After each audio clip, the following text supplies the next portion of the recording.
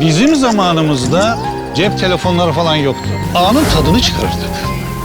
Bizim zamanımızda Gerçekten süpermiş. De, Alaska Frigo gibi bir lezzeti neden sadece sinemada yeniriz? Neden sinemada yedik de evde yemedik? Sokakta yiyemedik. Neden? Neden? Z kuşağını haklı çıkaran lezzet.